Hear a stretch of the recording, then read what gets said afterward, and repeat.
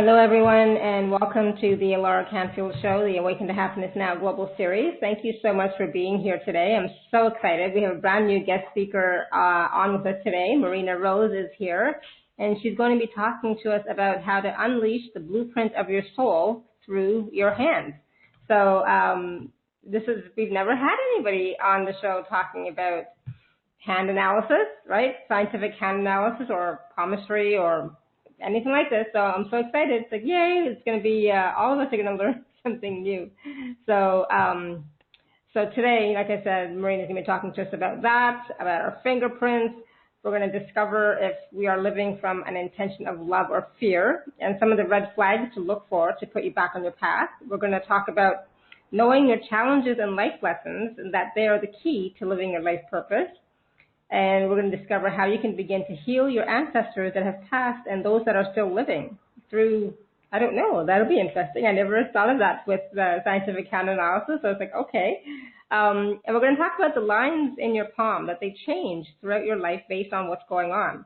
And they are connected to your neural pathways in your brain.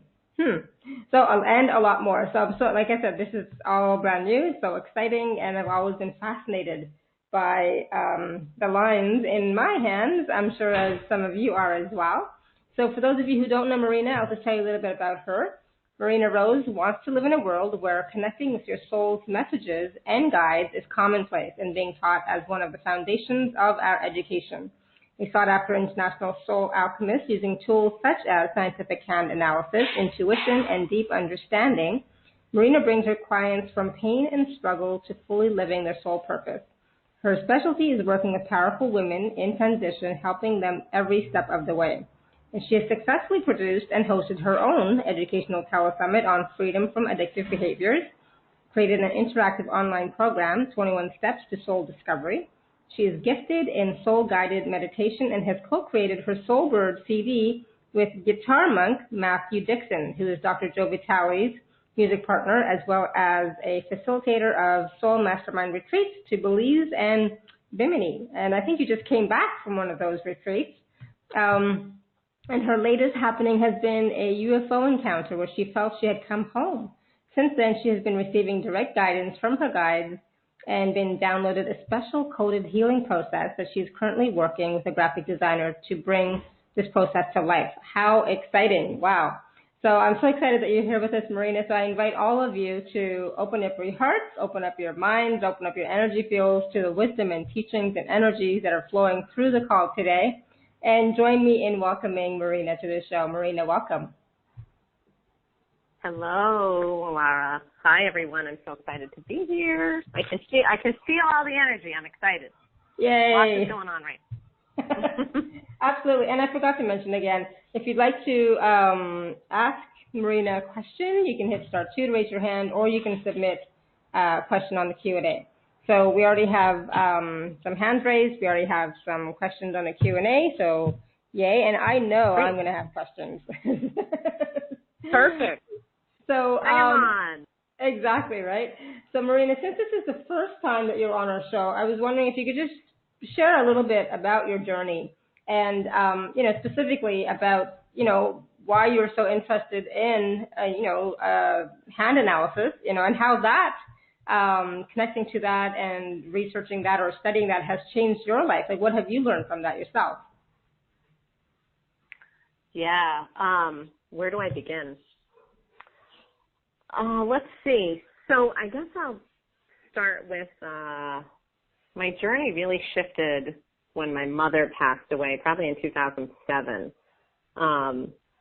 And I'm sure some of you know me, some of you don't. I dealt with a drinking issue a lot of my earlier life. And when my mother died, I had quit drinking. I've actually hadn't had a drink in 15 years now. But at the time, when my mother died, I realized that I had healed the physical part of me, the physical addiction part, to wanting to numb myself out and, not really be here dealing with things. And then it was all of a sudden brought into my face when my mother passed away that I hadn't really dealt with the deeper cause of it, which is, emotional. which is what our cause is for most everything, illnesses, everything that really kind of drives us.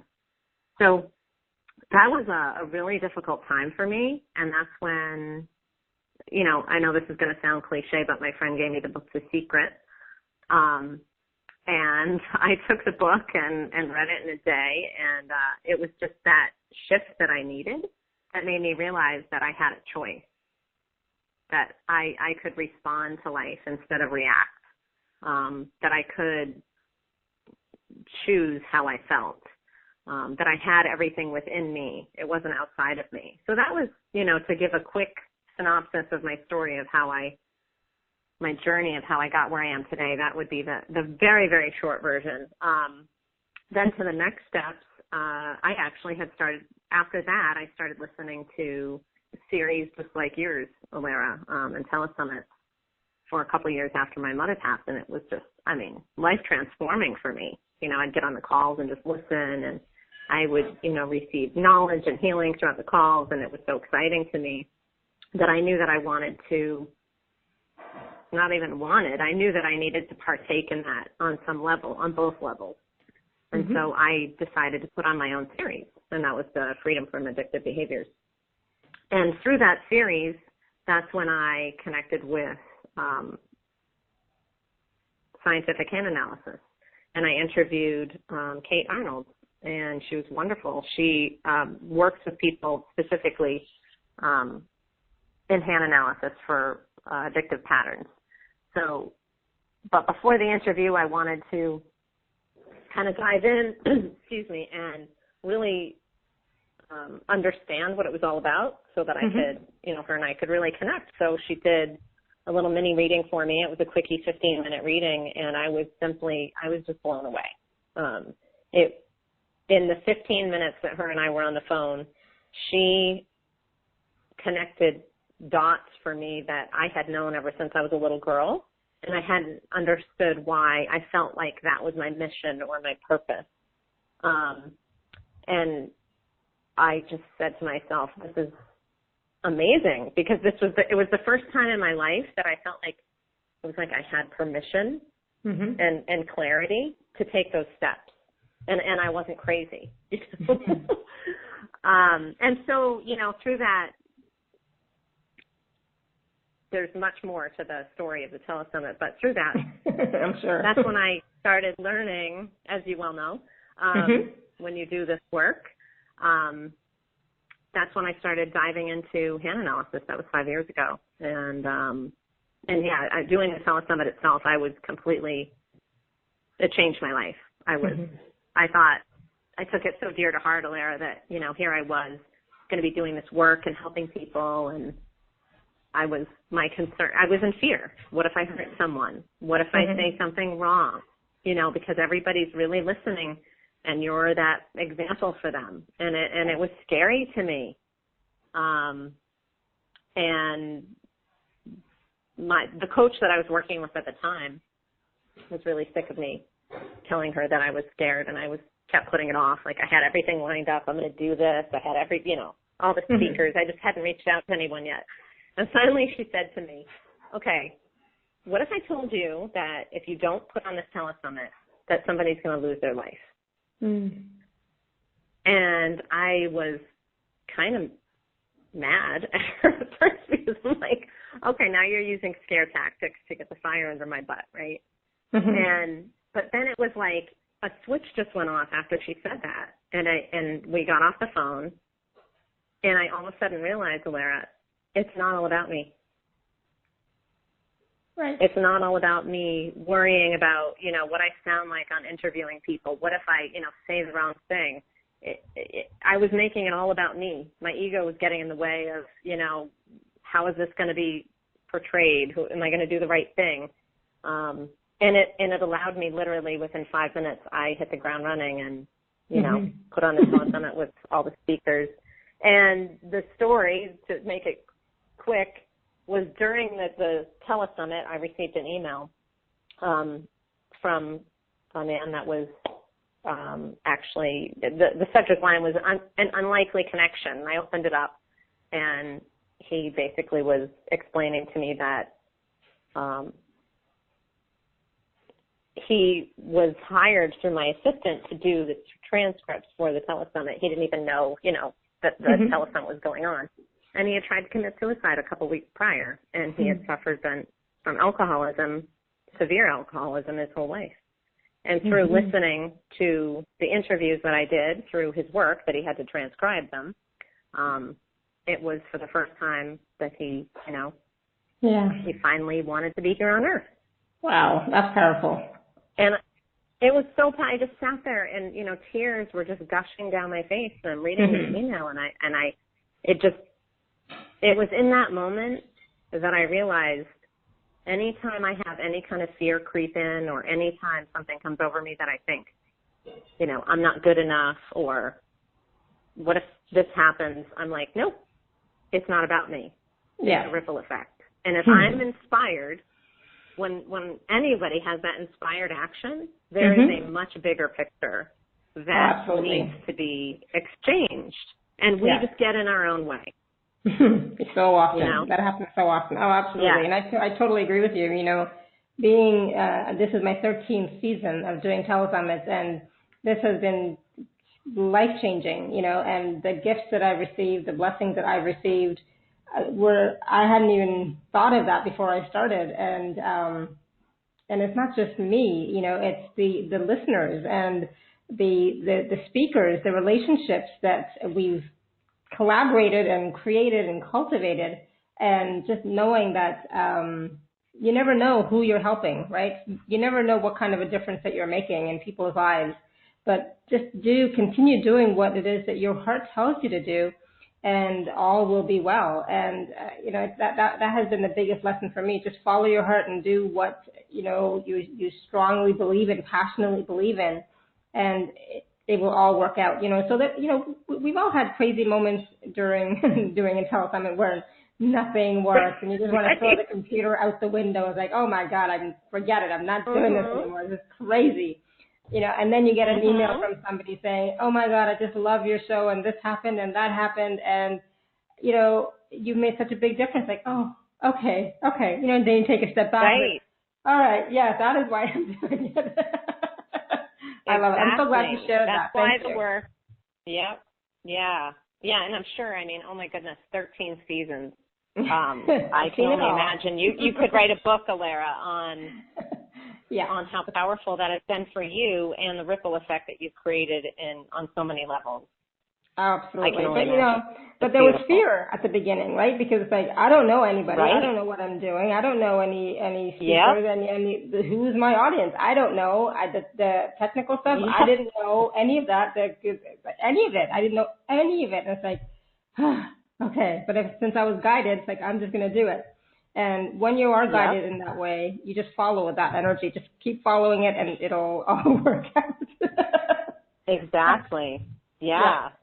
And, for me, I found that, that was actually probably one of the more scarier things that I've done in my life, putting myself out there like that. But and through that, when it is one of those scariest things, you receive not only you receive so much back, but then through us stepping into that fear, we create a ripple effect of people receiving from us. And to me, that's priceless. It's not about, really what I'm receiving. It's about what helps me make that step is knowing that if I don't make that step, I'm going to hinder other people from an exchange that they need to help them on their journey. Exactly. Yep, I totally agree. And then, as you do what you're inspired to do, you grow and you evolve, you expand out even more, you learn even more, you still make mistakes, right? But as you continue to evolve and grow and do what your purpose is, whatever that happens to be, even if you don't know exactly what it is, but if you keep taking that inspired action, right, somehow you just kind of fall into your purpose. So can we talk about that for a second? Absolutely. How can we discover our life purpose? Because so many people ask that question, what is my life purpose? I don't know what I'm doing here, and I can't figure it out. So can you talk about that?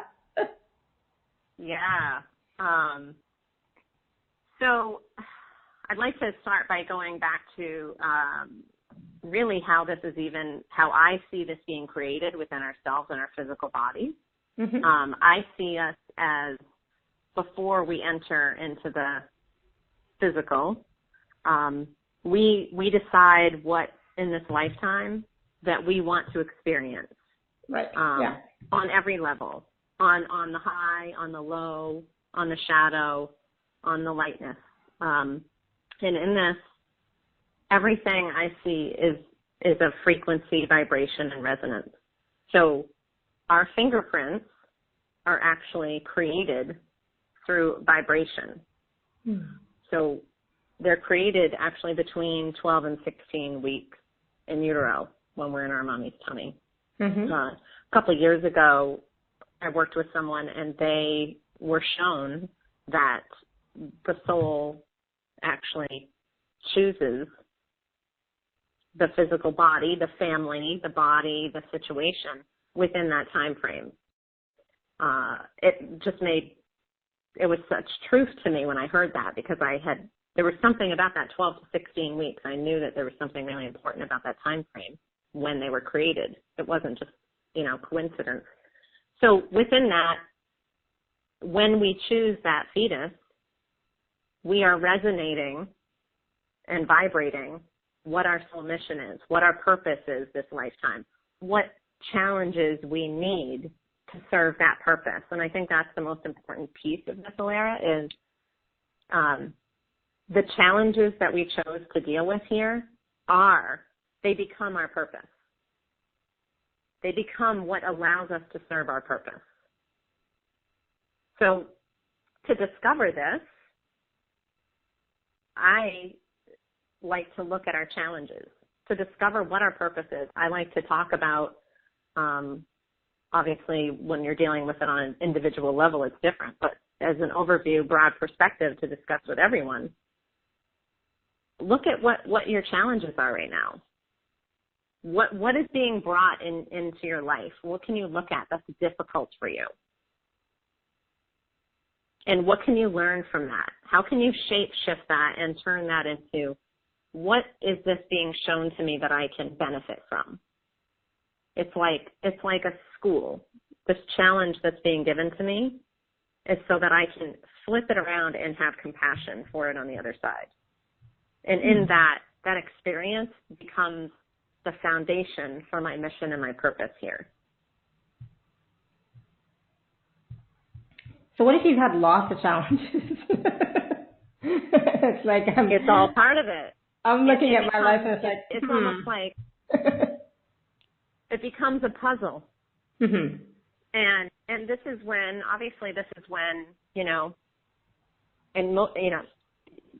most people are going to have a lot of challenges. It's not going to be one. Some of us have something huge that becomes one. Usually many things morph into one, but then you break it down and you can then start seeing the pieces of the challenge, and you can move through them easier when you break it down. But this is when it becomes helpful, when you can get help to look at what these pieces are, how that looks in your life, and how you can shape shift them. And so in your fingerprints that we're discussing right now, that is where we decode your life purpose and your life challenges and your life path. And so these specific things that we're discussing right now, they never change this time when you're in this earth body this time around, because your fingerprints are always here in the physical until you move on to the next life. Right. So the challenges that you ask for, they're always going to be coming into your life. But they are going to continue to up level. So once you're able to look at that challenge and then see what that challenge is and have compassion and understanding for it, then the next time it comes around, it's going to look different, and it's going to be the next frequency of that challenge. Mm-hmm. And the purpose is the same. And the more that you can have the recognition and compassion towards all of it, you're able to step even stronger into the foundation of that purpose that you have. Yeah, and that's the compassion is the hard part. Getting to that Yes. point. Getting to Yes. that point of compassion is Yes. sometimes difficult. Exactly. Yeah. And the compassion I see with working with my clients and in my own personal life happens from being able to dive into our own personal experiences. Maybe we're not experiencing the same thing that that person is, or have never done what they're doing to say us personally, but we can look at something in our own lives that we had challenges with, and comparing that allows us to have that compassion for that person. Yeah, absolutely. And also knowing, I look at the way that things work as we all ask to come to experience everything on every level. So if you look at what's happening, say, in someone else, and say to yourself, I may have been that person at another time, then that allows you to have compassion. Absolutely. I mean, we've done everything and anything, that we can possibly imagine. This is not our first lifetime for most of us, right? So, yep. Yeah, and like when we want to experience the duality of it. Yeah, and so we've experienced both sides of every kind of situation, So when you are experiencing something here, and you go into the blame game and victimhood and all that stuff, right? Sometimes when you step back, it takes a lot of courage to step back sometimes and really look at it objectively. And say, you know what? I'm sure I've done this too at some point, in my many lifetimes. But that takes a bit of time, I think. Yep. And in our purpose, talking about our purpose, a lot of times we may be living. So in every energy, there's going to be the pendulum swing of the darkness and the lightness.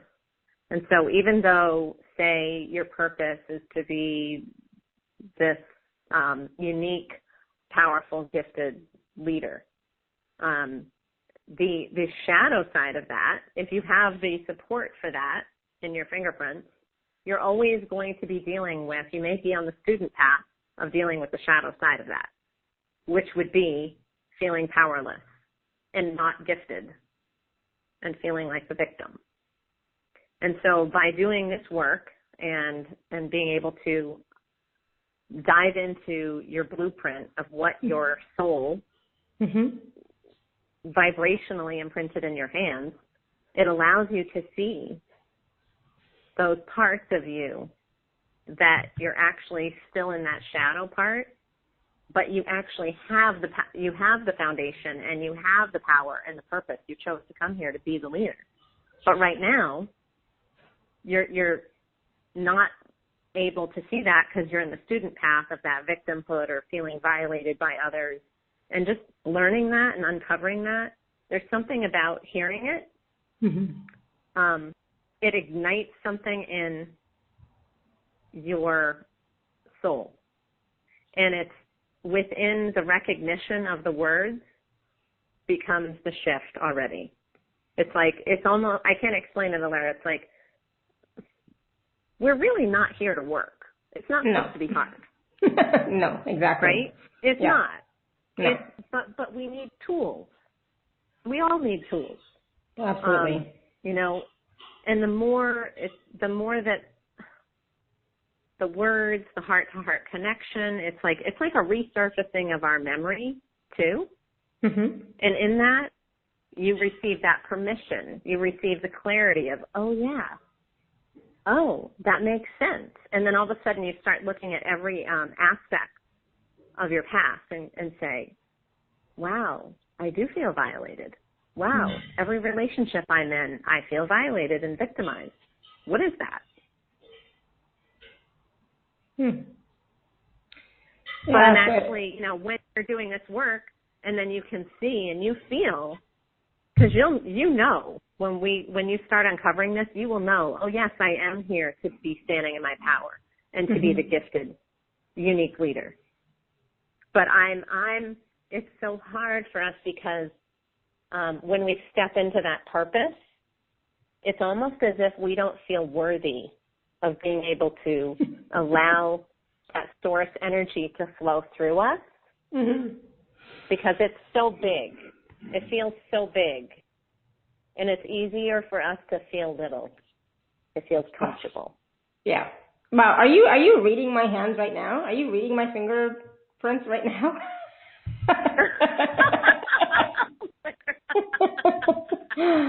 I don't know. Interesting. It's like, okay, she's talking to me. Because you're right. Sometimes. What does that bring up for you? It does bring up that point of who am I to be, the gifted healer that I think I am, or who am I to be the leader that I think I am, or who am I to do this, those kinds of feelings. Yep, that unworthiness is still creeping in here and there. Yep. And then you have to ask, who am I not to be? Yeah. I never get to that point, to be honest. That part never comes in. It's like, yeah. So interesting. Because when we're able to get to that, who am I not to be, that person. And this is what helps me because. So to bring up personal stuff for me, my life challenge is the worthiness piece. So one part of our challenge is found in our fingerprints, and it's specifically on your middle finger, which is connected to the planet Saturn, the Saturnian energy. If you guys want to look that up, it's about accountability, responsibility, value. So that's something that I suffer from a lot, which whether you have it as your challenge or not, most women specifically will suffer from this and connect with it. So I always tap into kind of helping people see a baby step of not doing it for yourself, because sometimes we suffer so deeply from the I'm not worthy enough that no matter how much on the conscious level we think we are valuable, there's something unconscious that's running the show still. Yeah. So what I suggest is always, but who am I not to do this if someone else is going to be affected by it, or someone else is not going to be able to live their journey because I was not able to step into that place. Yeah. Yeah, and that's powerful. I've been working with that all year, and another piece just got kicked to the curb. Let's say this weekend.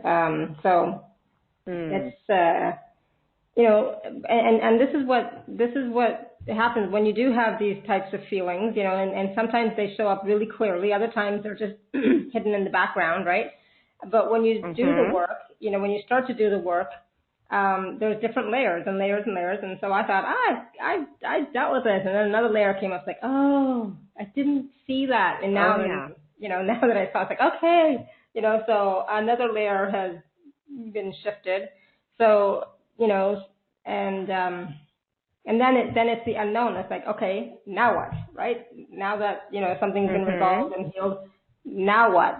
So we're still waiting for something else to show up to show us that, you are this, or, you are that, or who are you not to do this, and getting the green light, So sometimes when we do see it in our hands, fingers, wherever, and we do resonate with it and we do the work, we're still waiting, right, for something else to really kick us in the ass, like you said.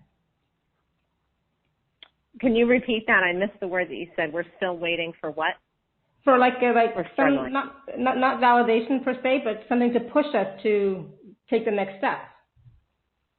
Right. Yes. And to me, that what pushes me to that next step is knowing that someone else might not be able to receive what they need if I don't take that next step. Right. Yeah. Because that has changed my life, Alara. I mean, it's been so powerful for me because of the valuing piece within myself. Mm-hmm. It's a residual too, because then through that, it has allowed me to value myself on a deeper level. Mm-hmm. But if I wasn't able to do that and allow that, I look at it like a little baby bridge. Like, okay, I have to do this because somebody is going to be affected.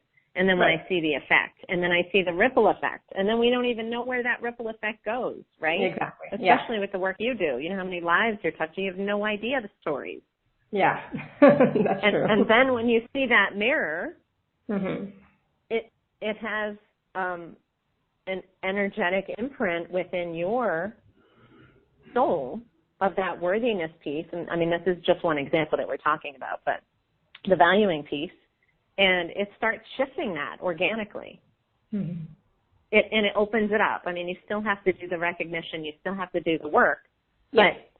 But before, you couldn't do the work because it wasn't even open. It's like it opens the door for it, if that makes sense. Mm-hmm. Yep. Yep. And it's about seeing it sometimes for the first time, right? Yes. And getting that acknowledgement that, that's it, you know? Mm-hmm. Yes. It's really powerful. So, you know, as we grow and evolve, you know, can our purpose, our path change? Or can we have more than one life purpose? Yes. Yeah, because, you know, because... Yes. yes to all of that. That's all of that. You do... Okay, so your fingerprints themselves never change, like I already mentioned. So the purpose that you have will stay with you forever this time around.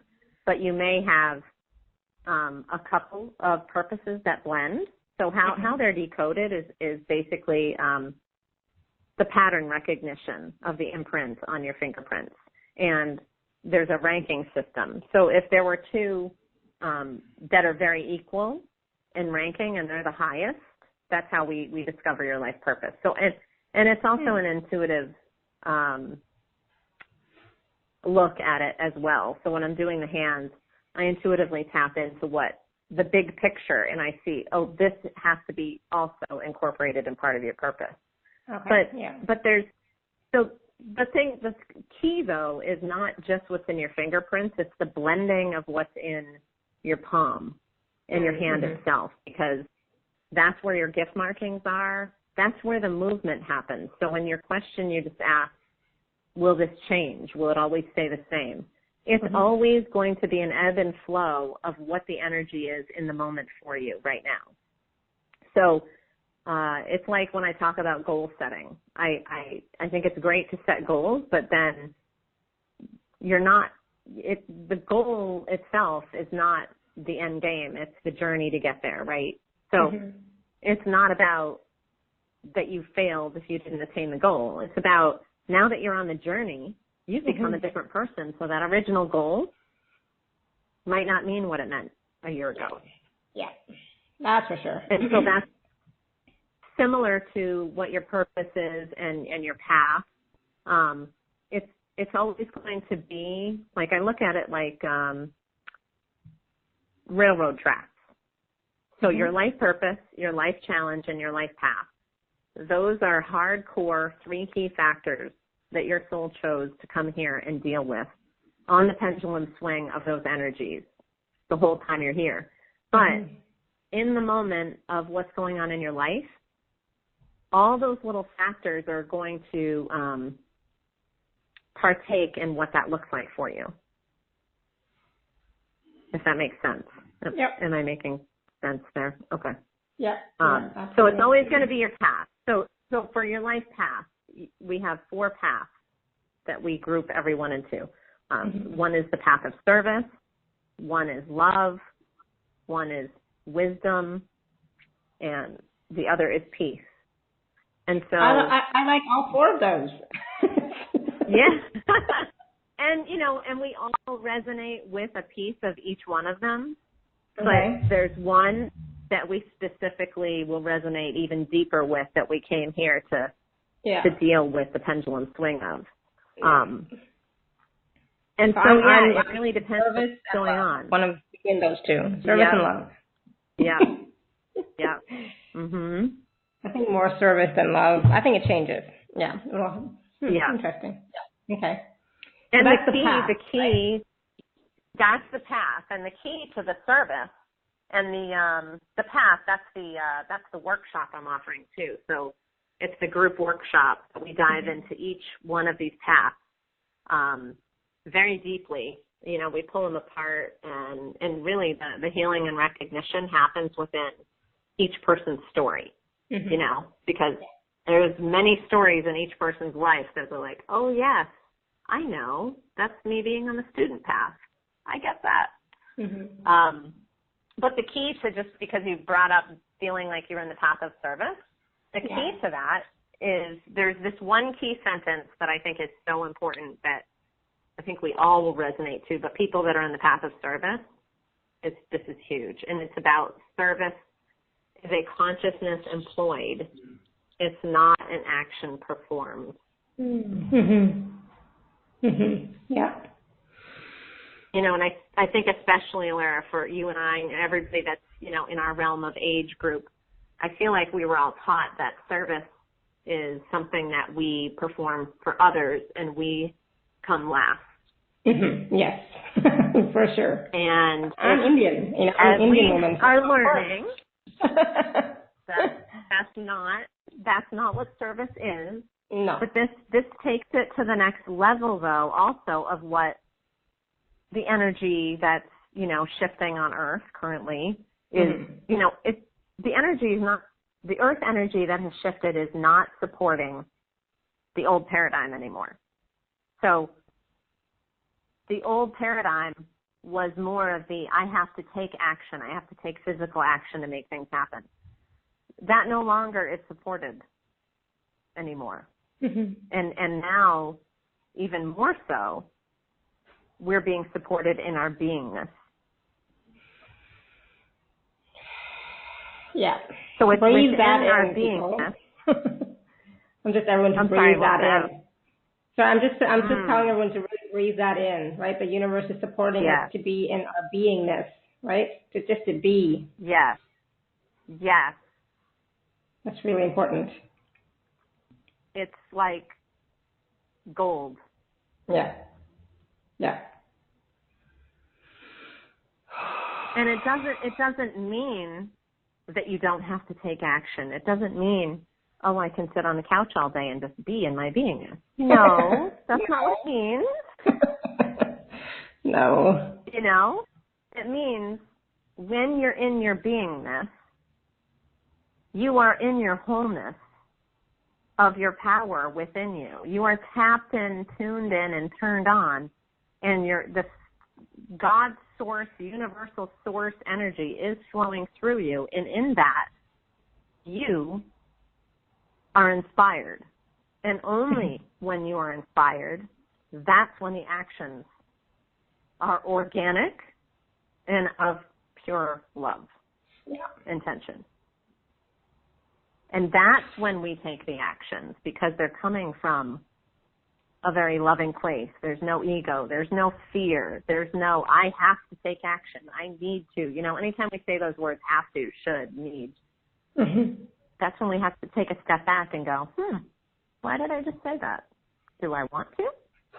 Do I feel it?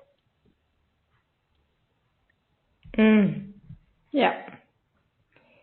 Exactly. So many of us force ourselves to do things because we think we have to do it, you know, and then that it's not inspired action. And when it's inspired, it makes you feel good, right? Yes. Yes. Like, I'll give you an example. When I was just on my retreat to Bimini, which was fabulous, by the way, last week with with my group, it was can't say enough about it. But just an example of this, some of the girls were saying, oh, I'm going to do a Facebook Live, you know, while we're here in Bimini and, you know, talk about this and that. And, you know, for some of the girls, they have businesses in this realm. And I had this little guy on my shoulder go, oh, you should be doing a Facebook Live. It's your retreat. what are you doing? Why aren't you doing a Facebook Live? And I found myself in the shower, like, having a little conversation with myself and going, okay, why am I being triggered right now to feel like, like I should, Right.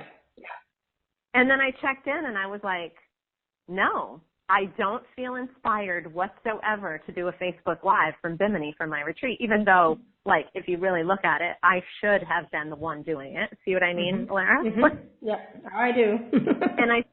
But I was like, and I came out of the bathroom and in the night in the conversation, I brought it up to the girls and I was like, I'm trying to, this is what I'm tapping into more, is catching myself doing those things, because if I hadn't caught myself, I would have tried to do the Facebook Live coming from a place of I need to do this and take action, which then would have been coming from not a pure frequency of intention and nothing, it would have been fine. It would have been absolutely fine, but it's not where the energy is being supported right now. And to me, it's not where I want to come from within my work, within everything. I want to be in that realm of the beingness, if that makes sense. Yes, absolutely. So I just wanted to ask you really quickly, so we're talking about the lines in our hand and how they can change. And sometimes, there seems to be more lines, sometimes less, sometimes lines are more defined and sometimes not so much, And I mean, I don't know very much about palmistry. I should, because I'm Indian, but I don't. I just know a few little things. And each person, and the left hand and the right hand, and the one hand changes, the other one doesn't, and all that Indian palmistry information. One hand is for when you're married, the other hand is for when you're not married. It's like, okay, whatever. So what does that mean with all these different lines on your hands and how they change? And can you just give a brief synopsis of that as well, and how does that affect your life purpose as well, or life path, when the lines on your palms are also changing? Yes, absolutely. This is where I find the crux of the healing work that I do with my clients is in the changing lines in the hands, because they are connected in the present moment to your neural pathways in your brain. So when I'm looking at your heart lines, when I'm looking at your head lines, when I'm looking at your gift markings, this is all how your emotional system is going on right now. And so that's where I can see any blockages or fears that are stopping you from tapping into fully living the purpose and the path that are in your fingerprints. So when we're And in the work that I do, there's no predictions. I don't do any predictive work, like some of the other, the palmistry, the marriage stuff, and how many children, and a lot of people ask that. This is like, it's hard to express in words, to be honest with you, Alara, what this work does. It's really powerful. It's very, like I said, when you do the work and you're the client, there's a soul resurfacing. It's like a memory re-emerged that happens, and I'm just a facilitator.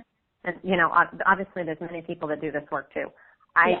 We all have our own style, and so for me, I'm just a facilitator that's decoding it for you and tapping into intuitively what your higher self in this moment. My specialty is like what you need to hear right now to release your block that's going on. Right. And the people that are attracted to work with me, their higher selves know it. So like right now, whoever's listening to this, whether it's the recording or live, your soul is already telling you, this is what I need to do. Yeah. It's not, I'm not advertising. I don't need to have, your soul and my soul are doing the stuff behind the scenes, and they're going to make it happen. That's the bottom line. But the lines on the hand, they literally change within what's happening in your life. So if you go through a transformation, say, you had a parent die, like I was explaining about my big shift in 2007. Yeah. The lines in my palm of course, wasn't doing this work then, but I guarantee you they shifted during that time. So they take about, around a year to 18 months to show the physical result of the neurological change. Okay. And I've seen many, many of my clients' hands change. And sometimes it's a lot. Sometimes there's new gift markings that arrive. Sometimes they disappear. Sometimes it's just one little thing that shifts, but that one little thing is major. Yeah, for sure. I can understand that. Yeah. Okay, let me see. So when,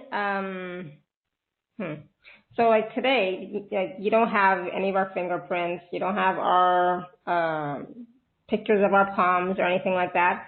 Can you tell people what their purpose is? Like, for example, Yvonne I don't know where you are, Yvonne. I'll show you. I have no idea where that is.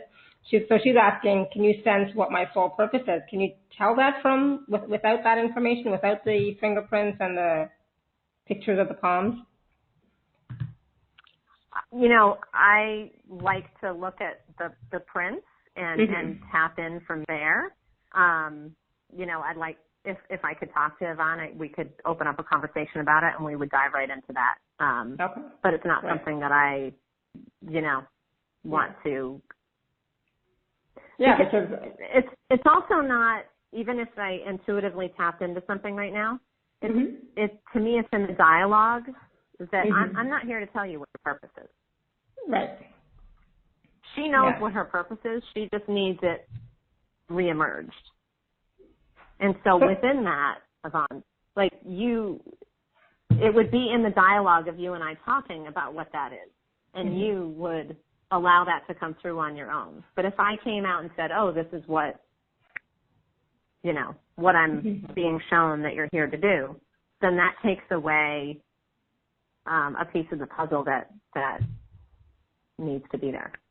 And isn't that kind of disempowering as well when you're telling somebody what their purpose is rather than they themselves figuring it out through the conversation, but, realizing it, Yes. first, right? Yeah. Yes. And yes, even though in the work that I do in your, obviously in your fingerprints and your reading, I'm going to dive into what that energy is of your life purpose, but it's not, I'm not saying this is your life purpose, just to say, so just for example, if your purpose ends up being on your pointing finger, which is connected to the planet Jupiter, Jupiterian energy, this is all about leadership, influence, power. But what happens with that, though, is it doesn't mean that you're just here to be the leader. We bring in all these other aspects of you that come in, like I said, through the palm of the hand, but also in the dialogue of connecting with that person's higher self of what that is. Yeah. And like you said, it's not me telling them, it's me bringing it out in them of what that is for them. But yes, because if you come out and say, oh yes, that's your purpose, then they go off and they do the purpose, but there's no feeling behind it. It's, oh, this is what I was told. Yeah. True. But so many people still want that. They want to be told what their purpose is. I know. And you know what my question is? And is this Yvonne? Yeah. Is that her? Oh, okay. My question to you, Yvonne, is what is blocking me from seeing my purpose? What is in front of me? What is the challenge that's in front of me right now that isn't letting me see that? Yeah. So ask those questions of yourself, Yvonne, and see what emerges. Yes. Perfect. Tap into the journaling and do a meditation on that and see what comes up. Okay. Perfect. Yeah, and so, okay, so I was just having this thought in my head of something that somebody had told me a long time ago, like, I don't even remember, 20 odd years ago, how what they said was, and I don't even know now what exactly they said, but in the morning, you wake up in the morning and you look at your hands, and you must, that is some sort of something that starts to change your lines, or maybe I don't know what that was. It's like when you first wake up, before you do anything else, look at your palms, and that maybe strengthens what's already there or helps you to see what's there. I don't know what that was. Like, it just came up to me right now, just when you were talking about the hands. Like, oh. Interesting. It's interesting, Laura, that you said that, because before we got on the call, I was thinking about other ways that I like to connect people to their purpose or to their challenges or their gifts. And the one thing that I was being shown was reconnecting with your hands on a very, visual level. So I love that you just brought that up, because I was being shown bringing your hands to your heart space. Ah, nice. And allowing yourself to reconnect. Yeah. To what your soul, almost, taking yourself back, breathing into that heart space and taking yourself back into before you chose the mother that you came into, before you chose this physical body, before you chose the family. Mm-hmm. And tapping into,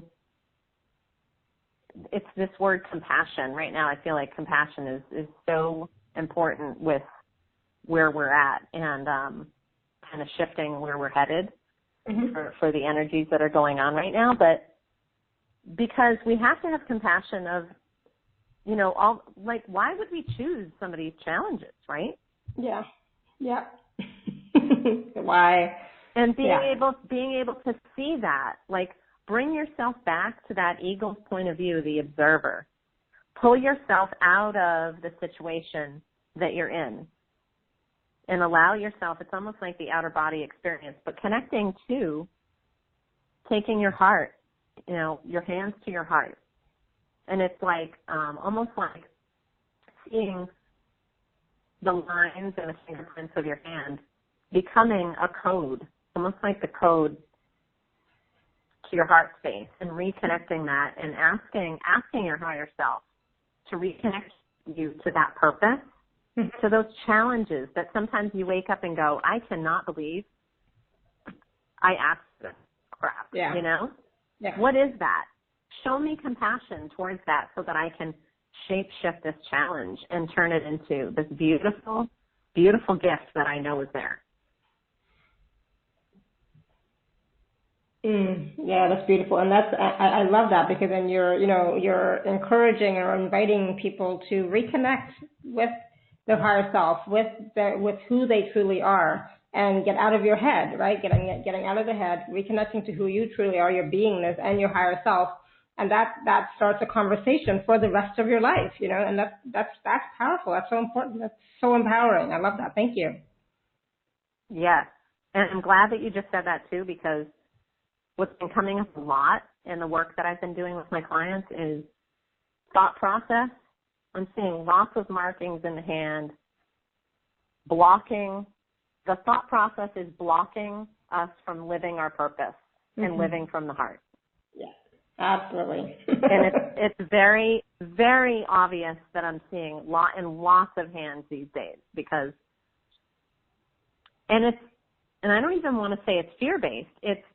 It's that your mind is just trying to be more logical, but also with what's going on right now, logic isn't working anymore. Yeah. It's not.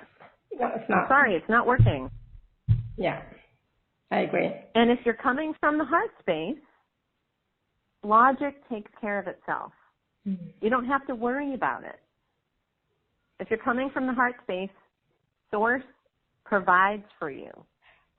But if you're not coming from the heart space and you allow your thought process to get in the way, the universe says, oh, well, I guess you think you know better, little one. Yeah. So I'm going to let you think you know better. Mm-hmm. And I'm going to stay out of the way, which blocks the support that's here, that's so beautiful and powerful and natural. Absolutely. Thank you. Yep, absolutely. The universe does step out of the way when you choose to only listen to your mind, to your head.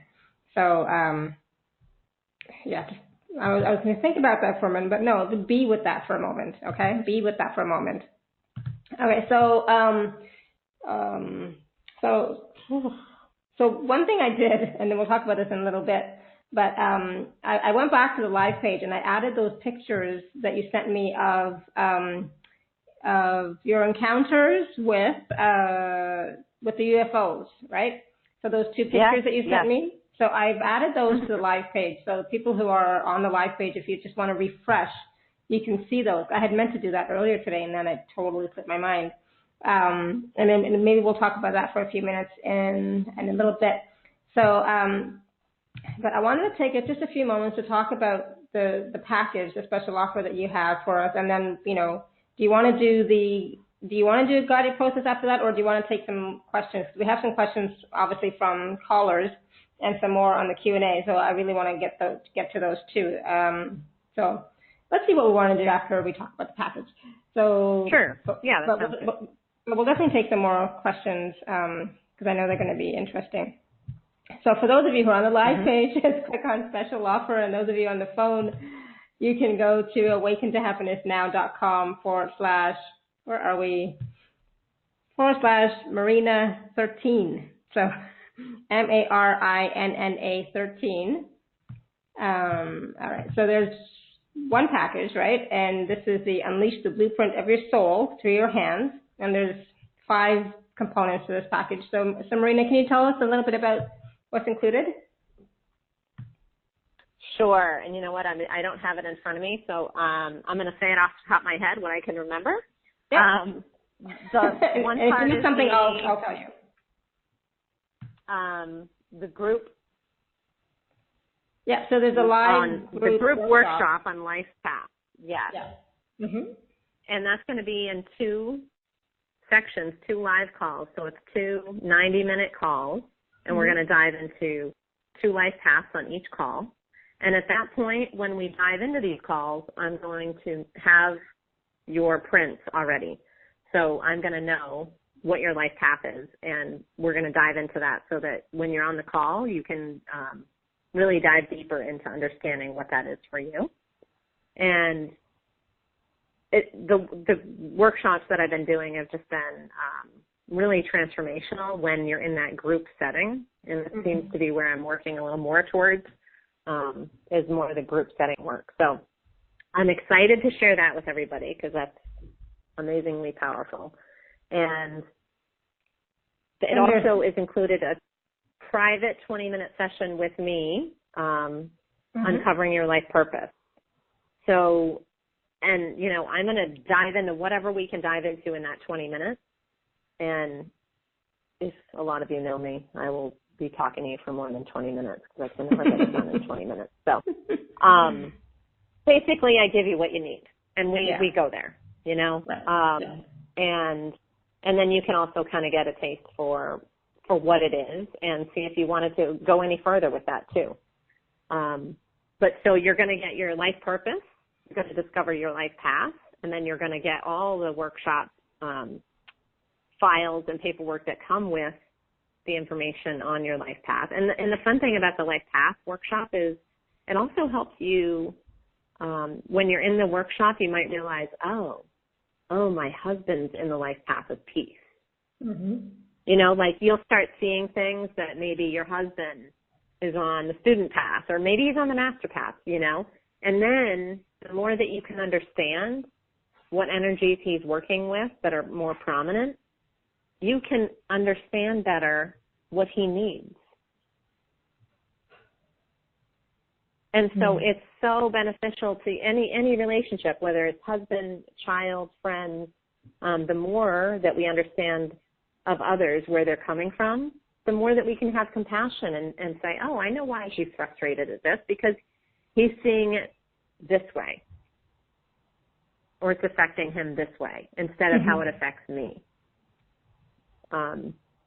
So let's see, what else do we have on there? We have the 21 steps to soul discovery. So this is a really powerful course that I created based on my telesummit that I did 5 years ago. on really important steps that shifted and changed my life. And I incorporated in each step one of the experts that were part of my summit to tap into what came up for them on that step and how that helped them in their life. So for each step, it's not just me expressing how important it was for me and telling a story based on it, but it's also, I had Bob Proctor, John Asaraf, Natalie Ledwell, all those guys. I had some really fun people. Dr. Bruce Lipton was on it, and some really powerful unknown healers. So that's a very interactive. There's videos, journaling. It's a lot about journaling. And it's one of those courses that you take it now and it means something, and then in 4 years from now you could look back and pop it in and do it again, and it would mean you'd get something totally different. Nice. And then there's the Soulbird meditation. Yes. So the Soulbird meditation is something that I worked on with Matthew Dixon, who, again, works solely with Dr. Joe Vitale from The Secret.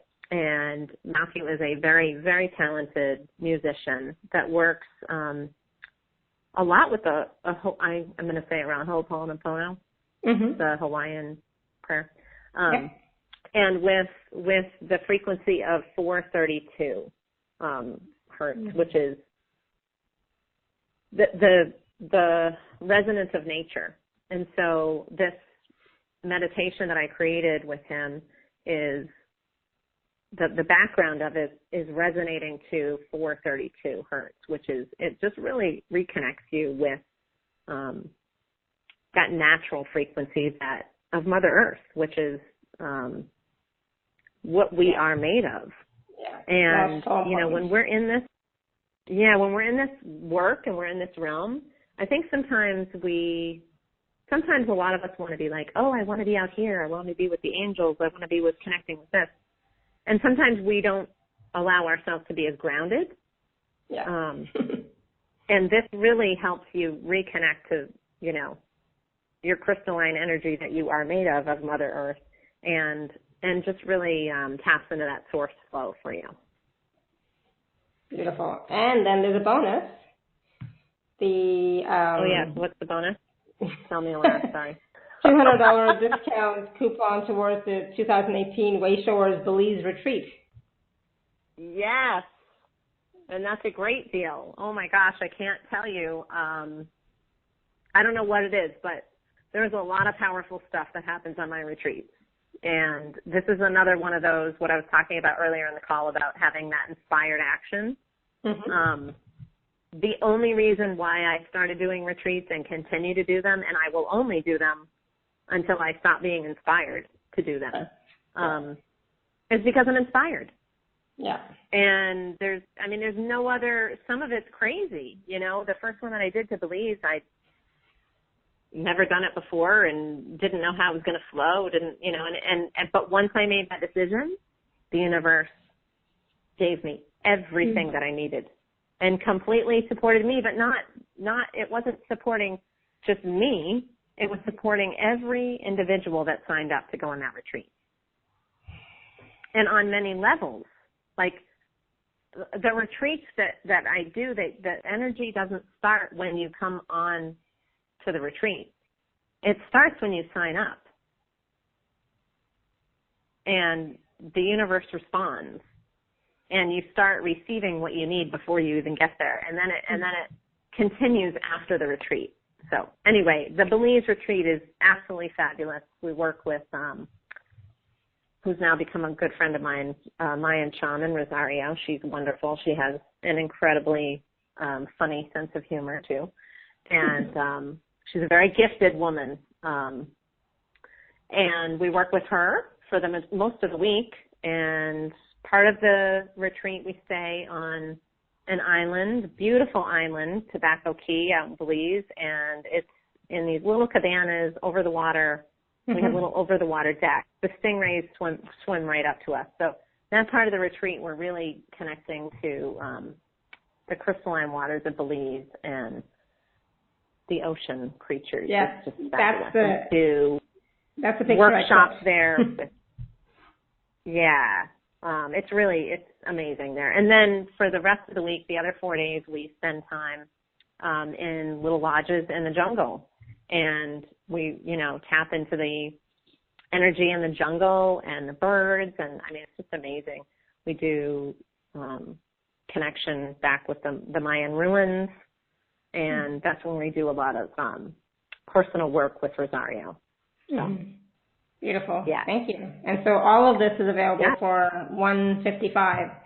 And so that includes the 20 minutes that with Marinna. That includes the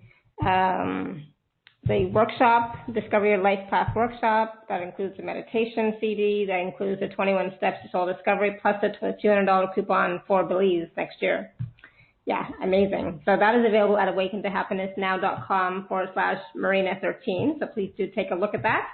All right. So do you want to take some questions? Let's see what we have here. We have some questions. Okay. So we're going to go to the phone line.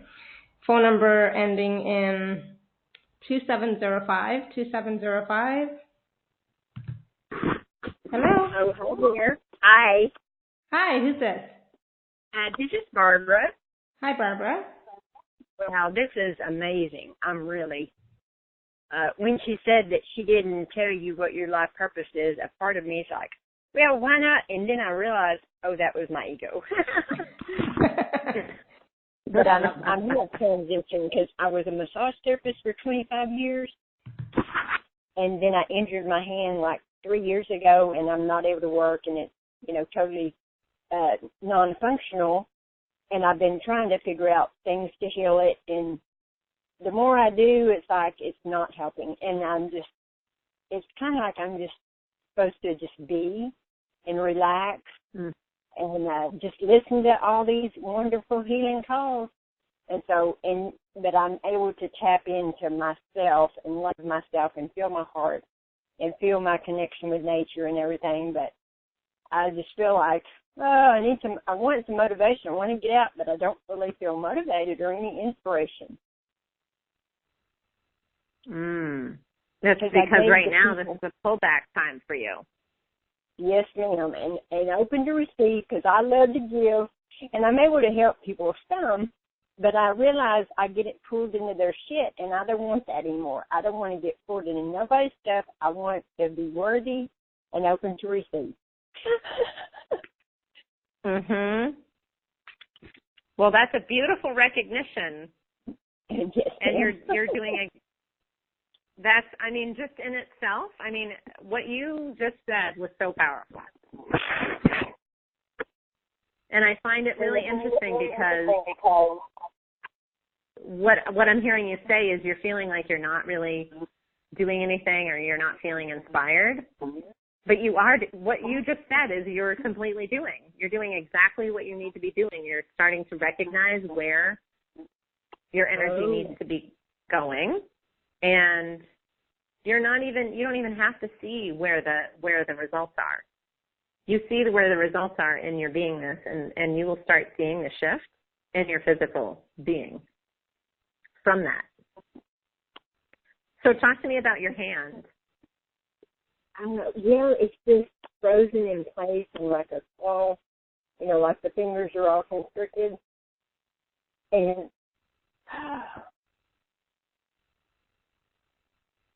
I'm able to accept it sometimes, but at other times I'm just like, oh, I don't want this,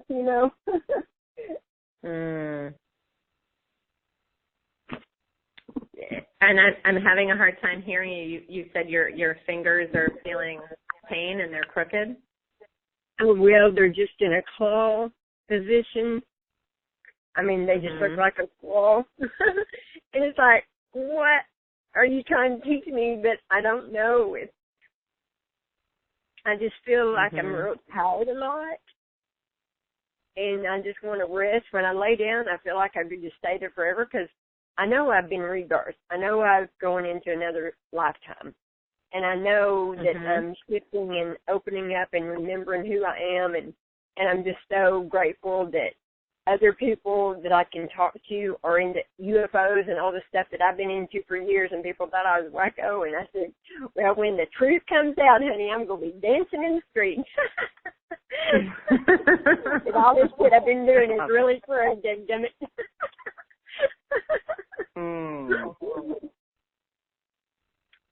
So what I'm being shown right now is that a piece of this is possibly connected to the concern of what others have been thinking about your journey, and needing to consciously and subconsciously release that. What others think? Okay.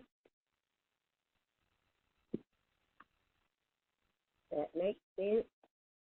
Good. Thank you, Barbara. So when I'm seeing the hand, I'm being shown the hand all crooked up. It's like, holding that energy, and it's like coming from like almost like a proving place.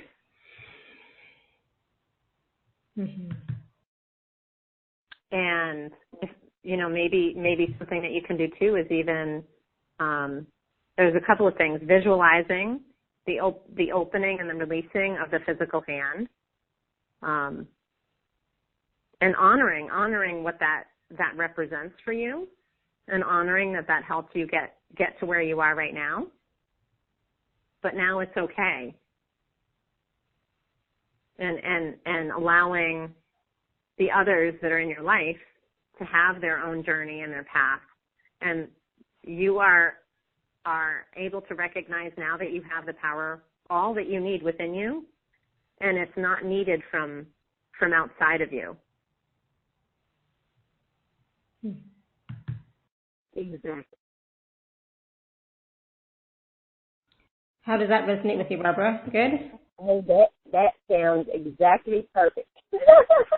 It's like, I just need some clarity, because if I ask this stuff and it's kind of like, I'm not getting anything, and but I am getting a lot, because I'm just being, and I'm able to be in this peaceful state, girl, like most of the friggin' time. And when I get out of it, when something happens and I get out of it, I was like, oh, hell no.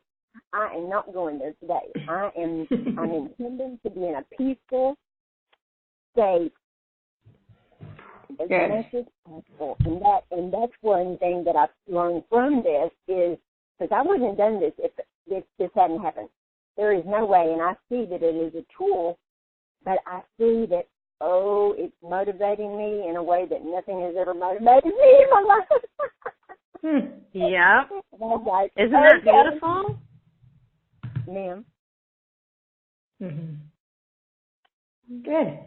So, Barbara, stay on the line because, stay on the call because in a little bit we're going to be talking about Marinna's encounter with the UFO encounter and all that wonderful stuff, okay? Yeah, yes, ma'am. I'm excited. Thank you very much. Appreciate your input. You're welcome. Lots of love to you. Thank you. You too. Thank you, Barbara. Thank you. Okay, there we go.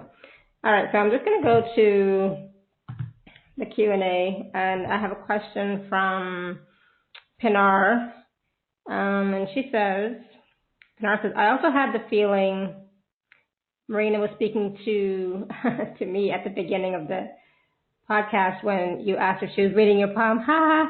I know. I thank you, Pinar.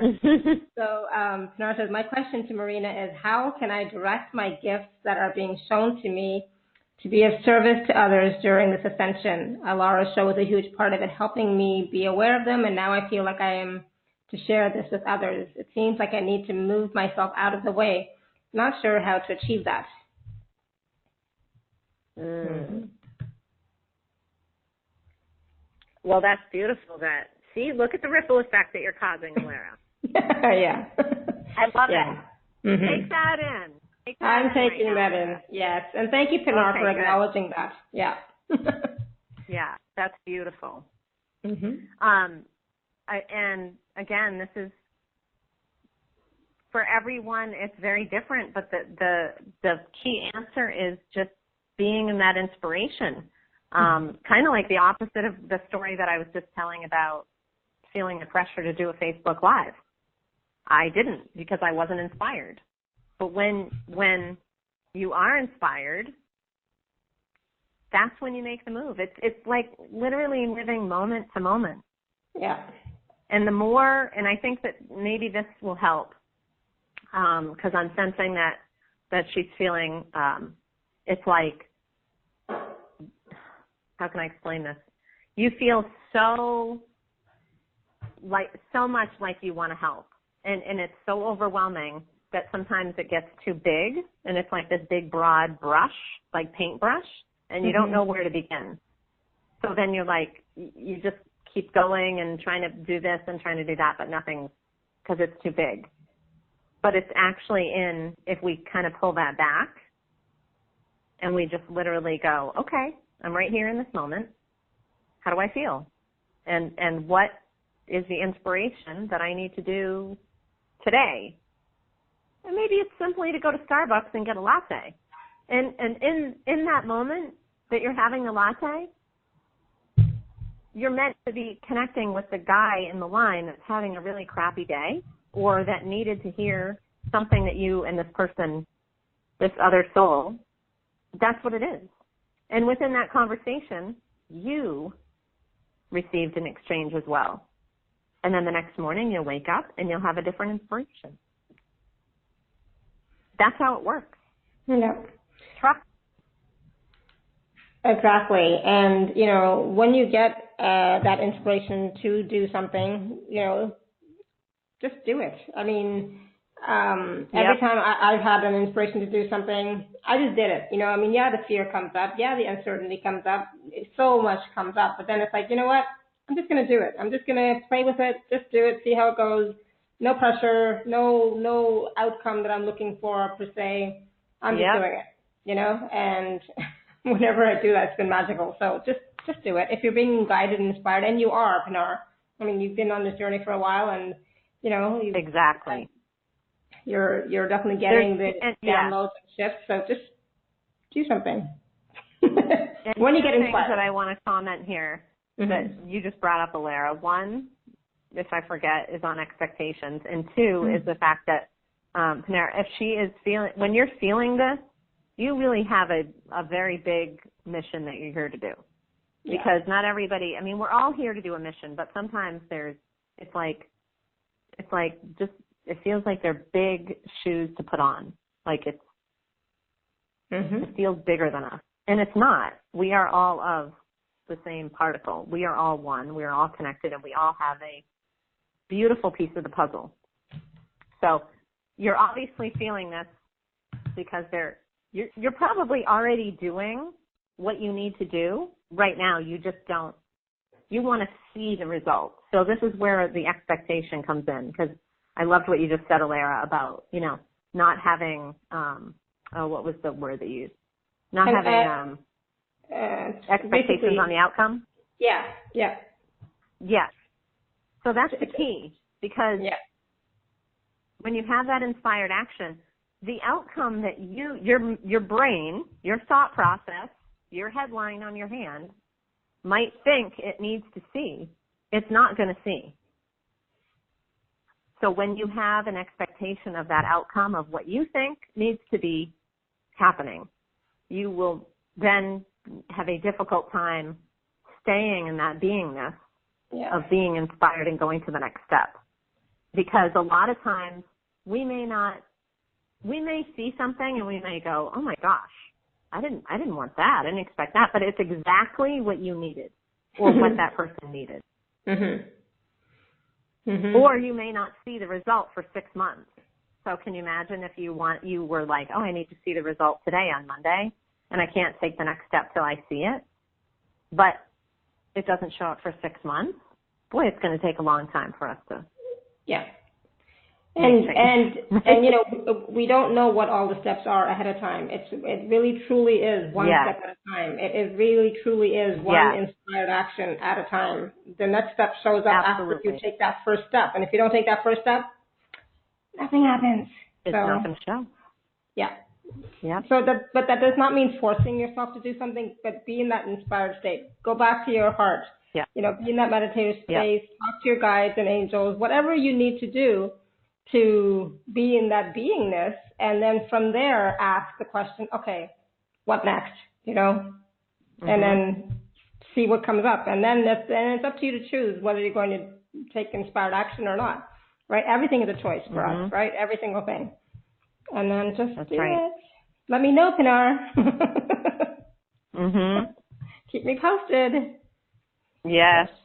She's very sweet. And don't get down on yourself either, because sometimes we, you know, might not want to do that inspired step, and then we might go, oh, I should have did that. Yes, just keep going. Exactly. Move on. Don't beat yourself up. Yourself to have exactly. Yeah. Don't beat yourself up. It's okay. All right. So I'm going to take one more question from the Q&A and one question from the phone line, if that's okay. So yeah. Okay. So we're going to go to the phone line. This is anonymous, so we'll see who that is. I'm going to unmute you now, anonymous. Hello. Hello. Maybe not. I've unmuted somebody who does not have a phone number. Oh, is it me? Yes, it is. Hi, who's this? Yes. Oh, I forgot to. Okay. This is Marcia. Marcia? Yeah. Hi, Martha. Marcia. Marcia from like the Marcia I know, Marcia? Yeah. Uh-huh. Oh, hi. Hi. Okay, good. All right, go ahead. I have what is probably a really simple, superficial question. The lines on my left hand are very definite and easy to see, and that's very different from my right hand. The lines on my right hand are very faint and not all that easy to see. So what does that mean? Which hand are you more dominant? Which is your dominant hand? My right hand. Your right hand. Okay. So typically 90% of the time, your dominant hand will be what you're allowing the world to see. And your non-dominant will be what you're holding more close to the cuff. So if I'm getting this correctly, you're saying that your lines on your right hand, which is your dominant, are more faint? Yes. Yeah. Is that correct? So does this sound in recognition to you of maybe you're holding some things you're not showing the world as much as you feel comfortable with? Yes.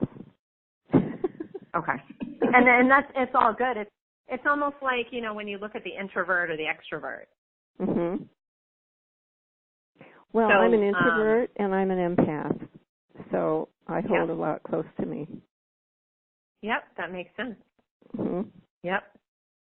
Okay. Beautiful. So it's you know, what it's showing me is that, you know, that when your lines are much more prominent on the hand that you're not dominant, it's like that's just very comfortable for you to be very deep inside yourself and your soul. It's beautiful.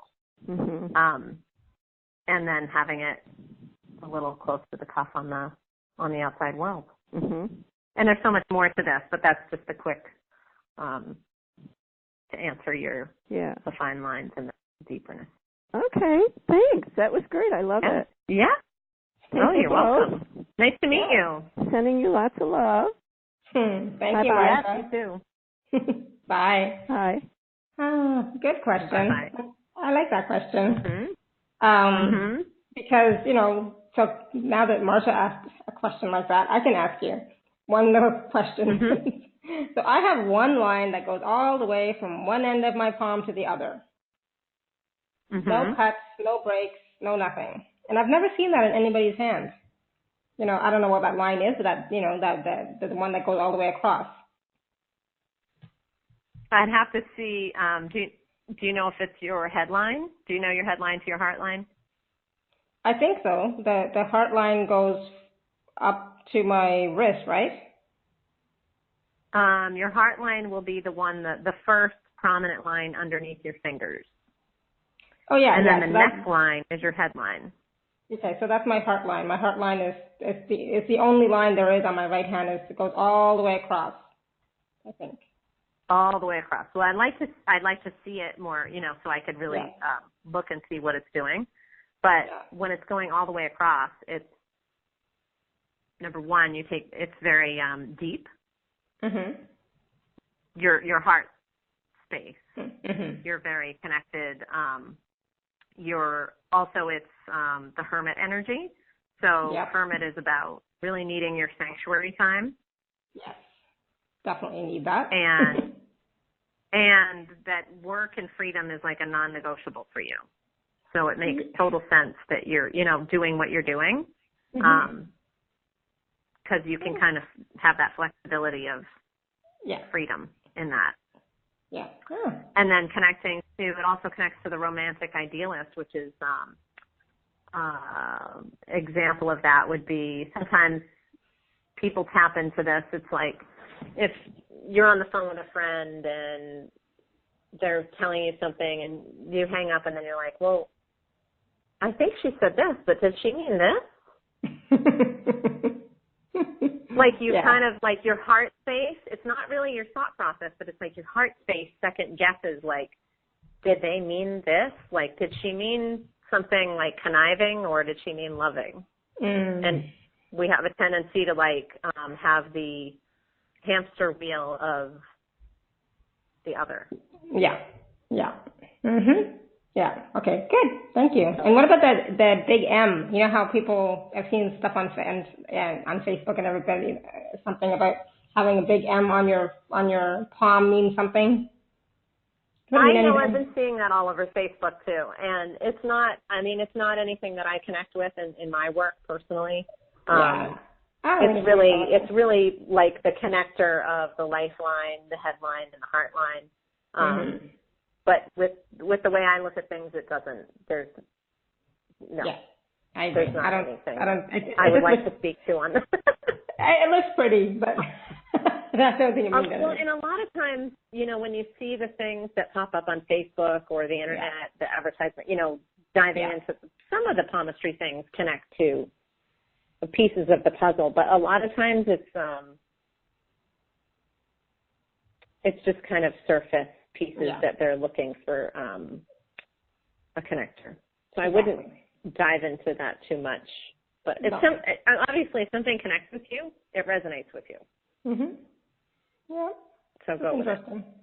It's just fun. Sometimes it's fun, but I've never seen that one line all the way across. I've always so it's like interesting. So. And I'd like to see if it connects to your headline and all that. I'd like to crack that open because we could go many places with that. Okay.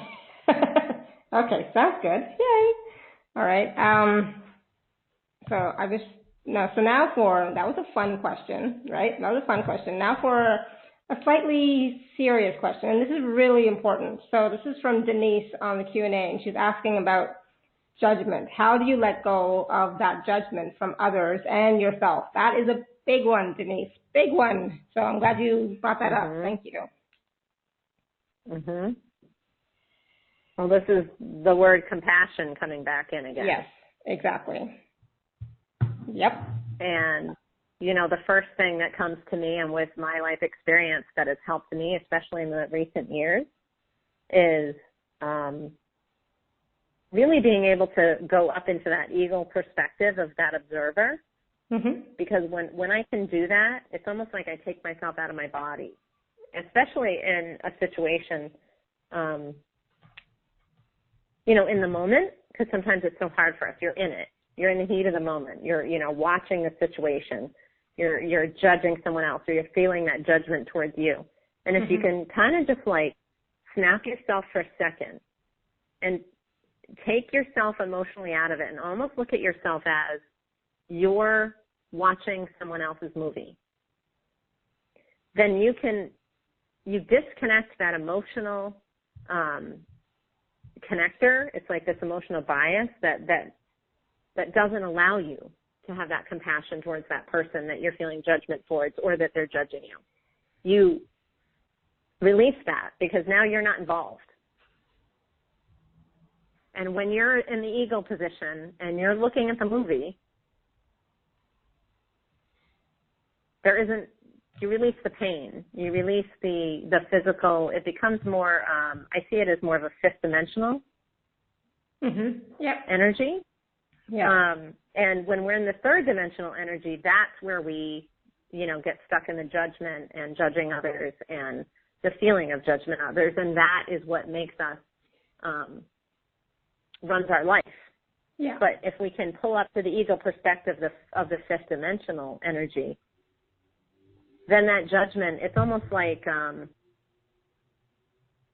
it just raises the vibration and it doesn't allow it to exist anymore.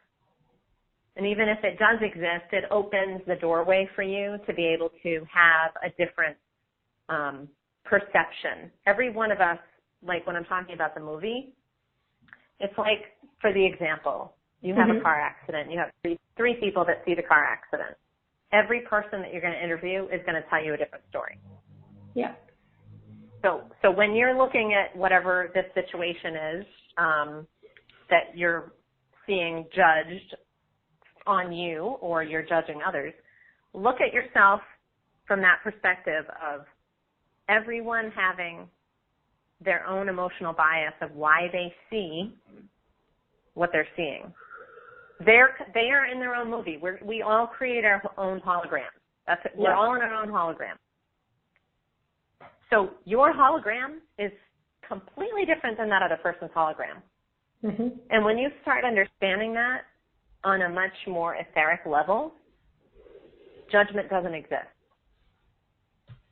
Because judgment cannot exist when you realize that this person isn't even basing their judgment off of what your reality is. Am I making sense, Alara? Yeah, absolutely. And, I have to tell you, judgment is one of the biggest waste of time emotions that there is. It locks you up. It keeps you stuck in the past or in that situation, whatever it happens to be. And it restricts your flow, the flow of, or the connection with the universe, the flow of the, being in the flow of the universe. It restricts all of that because it's like you are holding yourself, if you're judging yourself, for example, or if you're judging somebody else, you are still holding all of that energy stuck, and so it's not flowing. And trust me, judgment is really difficult, but so the only way to really get out of judgment is that compassion, is that self-love, love for yourself, love for others, forgiveness, I've been doing a lot of work around judgment for a long time, and I'm really good with not judging others, really good at that, but I'm not so good about not judging myself, right? So, it's a process, but start with that, start with sending love and compassion and gratitude, to yourself, to people, just generically start doing that, and that'll start to open up your heart space even more so that judgment doesn't have a place to hide anymore, Right. Yeah, it's a big one. Thank you for asking that question, Denise. Yeah. I could talk about this for an hour. It is a big one. I know. We could really open that one up, couldn't we? Exactly, or more. So thank you. I'm glad. So I did want to take a few moments. I know we've already gone past. I thought, whatever. And, I just want to take a few moments to talk about that UFO connection, that story that you wanted to share with us, Marinna, if you have a few minutes left still. Oh, sure. Yeah. I'll tell just the brief version here. So, so let me begin. Let me preface this with, I was never seeking out extraterrestrials or, I guess let me explain, I didn't know what my feeling was about that situation, of stuff there. And this was just about a year and a half ago, and I've been doing this work for a long time. But that was just one of those things that I was like, I just don't know, I haven't really experienced anything for my own knowingness, and whatever my heart space was, I just wasn't connecting with it enough I don't like to speak about things unless I really feel them and they're truth to me. So about a year and a half ago, I was in a meditation, and I was shown the vision of, if any of you guys are on the site right now, the vision of the healing code, the octahedron. And this was shown to me as a rose quartz. Basically, what I was being shown, it was two pyramids connected at the base. Yeah. And it was spinning over my head. And at this point in my life, I did not. If I had visions, I wasn't recognizing them as visions. And this was a definite vision. This was being given to me. And I was being told that I was being cleared, worked on, upgraded. My DNA was being worked on. Ancient knowledge was being reignited in me through this healing tool that was shown to me in this vision. And this vision continued after my meditation. It didn't go away. So even when I wasn't in meditation, it was showing up. And I was like, what is this? Okay. And then it split into two. And so it did different things. It split into two separate pyramids. And they were always completely opposite of each other, and they were moving around my body, and they started rotating counterclockwise. I now know, a year and a half or so later, I'm seeing many people discuss similar situations with similar tools, but at the time, I had no idea. This was completely unknown to me, and I was like, this is crazy. Why are they spinning in two different directions? Like, I would not have done that in my mind. I wouldn't have even known to do that. Can I interrupt for a quick second? Yes, certainly, Laura, yes. So right now I'm looking at the picture of the two pyramids that are open, and I guess that's supposed to be you in the middle there, or not you, but somebody. And I'm just getting all these palpitations in my chest and my throat, and just feeling so much energy as I'm looking at it. It's like, what? What is that? Wow. Yeah. Wow, that's interesting. That's interesting on a couple levels. So one level is that's actually how they work through me, is through my heart space and through palpitations. Okay. So that doesn't surprise me, so that is how you're receiving it, because I believe that is how people receive whatever was given to me and flows through me. It flows through my heart space. So it flows through the work that I do. It flows through our conversation that we're having right now, whoever's listening, whatever that is. I've kind of just accepted that is, it's like a conduit. So that is what you're feeling. And the person in the picture is actually, she was the one that came to greet me from this ship, which is actually what happened a month after I was shown the healing code. So she came to me. It was one of those nights. It was a month after I had been given the healing code, and I don't know, the energy was just really electric that night. And I was like, you know what? Talking to my guides, and I said, I am ready for you guys to show me something tonight, whether it's in my meditative state or my dream state, but by the time I wake up in the morning, I'm ready for you to show me something that I can't deny that's going to shift my perspective for the rest of my life. Yes, that's really what I asked for. And yes, that's really what I got. Wow, powerful. Ask and you shall receive. It was really powerful. And I mean, it sounds, when I say it, I sound cheesy when I say that, but it's the honest truth. That's what I asked for. I went right into the meditation, and this woman that you're looking in the picture, she was literally, she looked like the 50s bouffant hairdo with the skunk white, black hair, curled up on the bottom, very feminine, very powerful in her femininity, just very beautiful. And she had this black skin tight sort of cat suit on, nothing what I would have expected or even envisioned. And she came to me on the left side of me, and she was in this little mini auric ship. So it was like, if I were to describe it in words, it was more like a live consciousness ship. And everything was telepathic. I knew immediately when she came to me that she wanted me to go for a ride. And I was like, of course.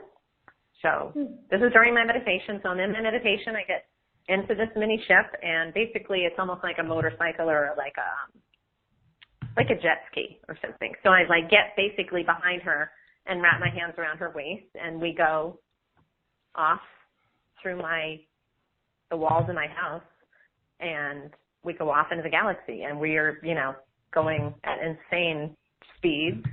That's how it feels. And while I'm in it, I feel very loved. There's no fear whatsoever. It feels very comfortable. And I feel, when you're in the car and you feel the vent, the air flowing like in your hair, that's how I felt. And so the next thing I know, we arrive at the bigger ship, which is just like what we were in, only it was like the mothership. And again, it was a live consciousness, and it was, so it's hard to explain in the sense that, it wasn't a metal ship. It wasn't, it was alive. So it was like if they wanted it to exist, it would exist. When they didn't want it to exist, it wouldn't exist. What I was the knowledge that I was being shown, and telepathically, it was, it's a choice. If they are resonating at a certain vibrational frequency, that they're to be seen, and they connect with that person's, vibratory rate. Other than that, they won't be seen. Right. So makes sense. I enter the ship, and I feel very at home. I feel very comfortable. I feel like I'm home again. And the first thing that I'm being told telepathically is that my mother's essence was there. And it was repeated over and over again. And I just kept thinking to myself, I'm going to have to remember this. And the whole part I'm just kept saying, this is interesting, because I'm basically the ego perspective. I'm doing this, but I feel like I'm above watching it. And the next thing that I know, I look over and I see it looks like this beautiful area of a beach with sand, and the sun is out, and I'm thinking to myself, well, that doesn't make sense. How could there be a beach? Because I'm on a ship. This doesn't make sense.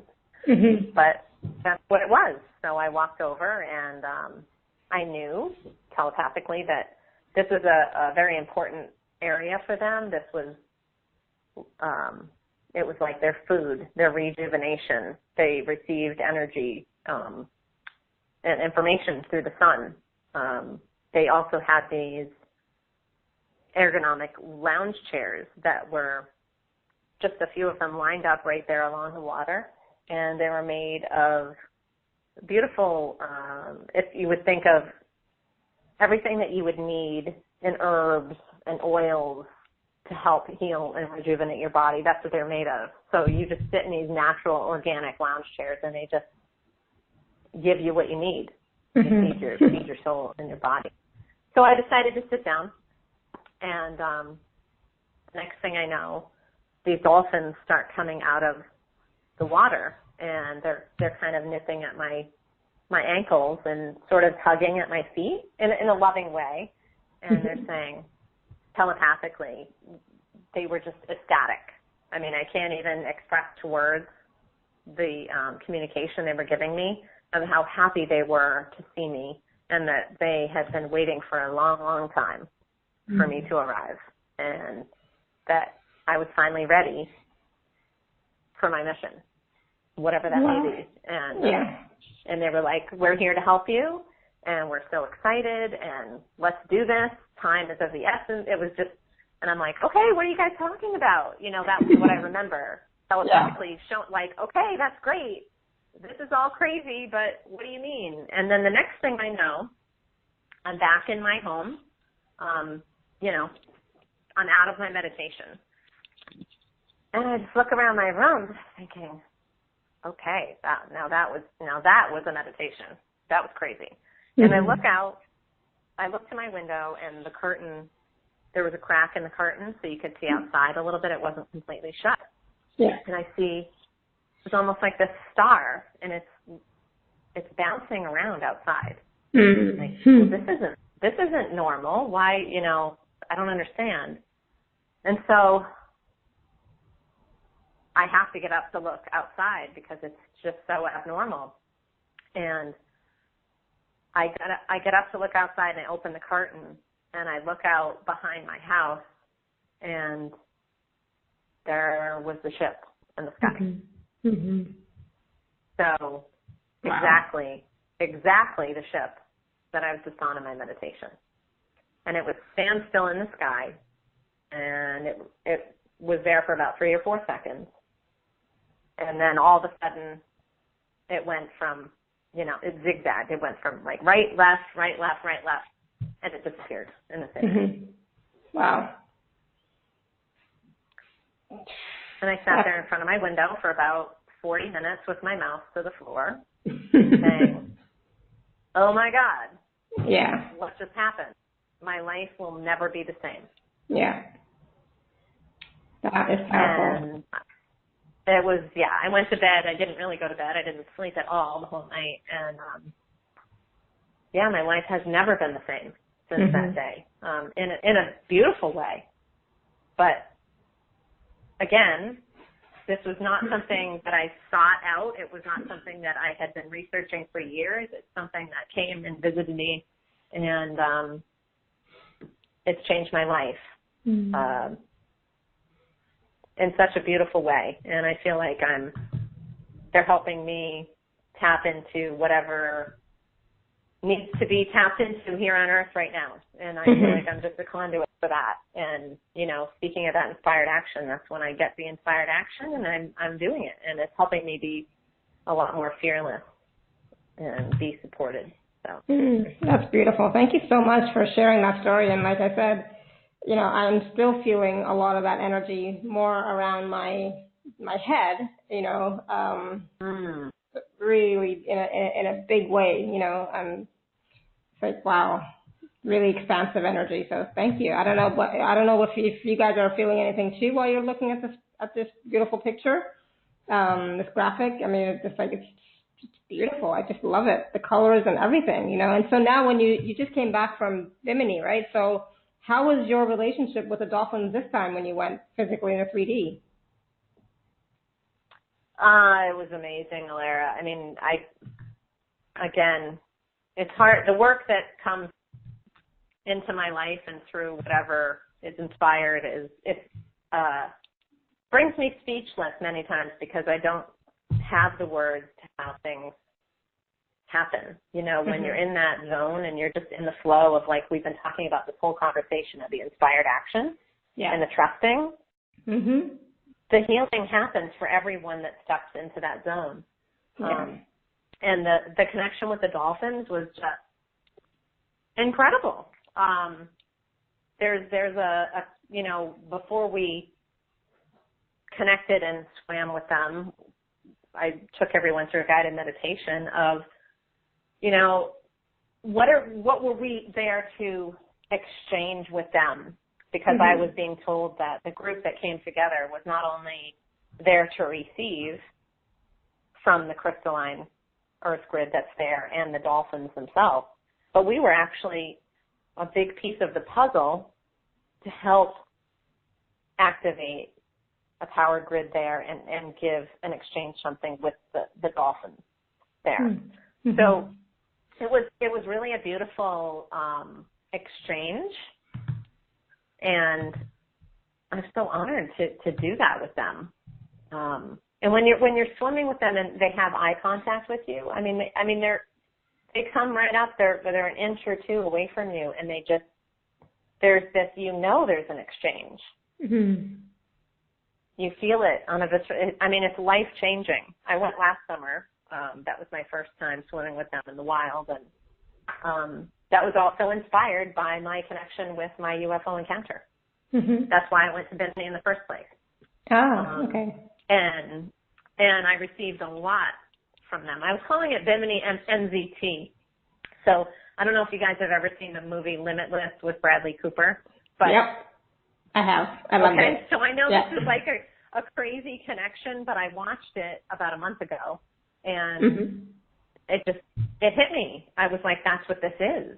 Mm-hmm. When you go to this place, Bimini, which is a grid, it's a powerful portal on Earth. Mm-hmm. Mm-hmm. There's something there that gets reignited within us. Mm-hmm. And I was connecting it to NZT in the movie, because when I was there last summer, everything just opened up for me. And I felt like my everything was firing off all cylinders. Right. And it's interesting because lots of healers actually go to Bimini and take tours, like do retreats with people going to Bimini. It's like, okay, so that's interesting to know that that's why, because when it's a powerful place, powerful grid. It's not just a beautiful location, right? It's a powerful grid. Yeah, it is. Yes. And I'm actually being shown more recently that there's lots of grid patterns that we're all meant to visit, and that is to spark something within our soul journey. Grid patterns of the opening of a soul lesson and the closing of a soul lesson, whether it be people that are coming into our life. It's the same thing as the portal energy on Earth, because we are of Earth, of that crystalline energy. So so when we're talking about Bimini per se, that's what that is. And you are attracted to go there, like the people that come to Belize with me. There's also a portal energy there of clarity that shifts people. And your soul just knows and says, yep, that's where I need to go. Yeah. Good. Well, thank you. That was amazing just to hear your story, just experiencing the energy that's coming off of those graphics, especially as you were talking, because I'm just like, did I really look at them before? I didn't really look at them before I saw them, but I didn't really pay attention to them. But then when you were talking and speaking about it, just the energy just coming off of those graphics is amazing. Amazing. It's like, oh my goodness. I really felt that. I mean, I do feel, but I really felt it. So thank you. Yeah, and I have to give kudos to the graphic designer that I'm working with, Kim Dreyer, and she's in South Africa. She is a beautiful soul, and she's very gifted. So I wanted to work with somebody very specifically that was intuitively guided. So she tapped into her intuitive guidance while creating these graphics to really allow the healing to come from within them and what was given to me. So yeah, you'll have to tell her they're amazing. I feel blessed. Yeah, they're just beautiful. They're perfect. Yes. Yeah. Good. Thank you. And so, of course, this is, an added element to the work you do, because once you, whatever work you do, it's not just the work, it's who you are, right? And so, since your encounter, you've changed, like you said. We all evolve all the time. We're changing all the time with every healing that we do or every experience that we have. We're growing and evolving and expanding. And so even the work that you do, I think that healing energy must also be flowing through you when you are doing these live workshops or these soul readings and so on as well, right? Yes. And I think that, speaking of big shoes to put your feet into, that's been really hard for me to kind of step into. But I'm being shown I have to own that. Mm-hmm. So I am. There you go. But I can only own it because it's not me. But what is me in the physical on Earth is me saying yes to taking the action, right? I will own that. Yeah. I will own that I am taking that action when I'm inspired. But through that, I'm allowing source to flow through me. So it's not me. It's just me saying yes and not letting fear get in the way from the 3D. Yeah. Beautiful. Yeah. Thank you. So I know we've gone way beyond our time, but that was so much fun. That was so much fun. So I just want to bring it all back to everybody to take a look at the special offer that's on offer right now from Marinna at awakentohappinessnow.com/Marinna13, and take advantage of the 20-minute private session, the Discover Your Life Path workshop, the 21 steps Steps to Soul Discovery, the Soul Bird Meditation, and the $200 coupon off to the 2018 Belize Retreat. And so just talking about the Belize Retreat in itself is so powerful. It's like, oh, that's another portal, a grid where you can have or experience more transformation, more, take the next step in whatever your path and purpose is, right? Mhm. Absolutely. Yeah, beautiful. And I want to thank everybody for their beautiful questions. We brought up a lot of stuff, and all relevant, all important. And so I want to thank you for asking and being on the call and sharing these questions. And Marinna, thank you so much. This was so much fun. I learned so much, and obviously I experienced so much. So thank you for that. I'm getting inspired. It's like, oh, okay, I'm getting inspired too. So we'll see what happens. So thank you. Awesome. I love it, Alara. Thank you. I'm honored to be part of the show and to be on this journey with you and connect with everybody on the call. It's just love it. Feel really blessed and honored. Thank you. And thank you, everyone. Like I said, have a wonderful evening. If you get time, take a look at those graphics again or listen to the replay again when Marinna's talking about everything, about the soul purpose, the path, the fingerprints, and the lines and all of that. It was so interesting, as well as her story.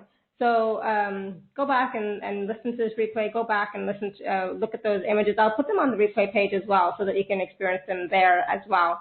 But, that was really cool. So thank you, everyone. Have a great evening, great afternoon.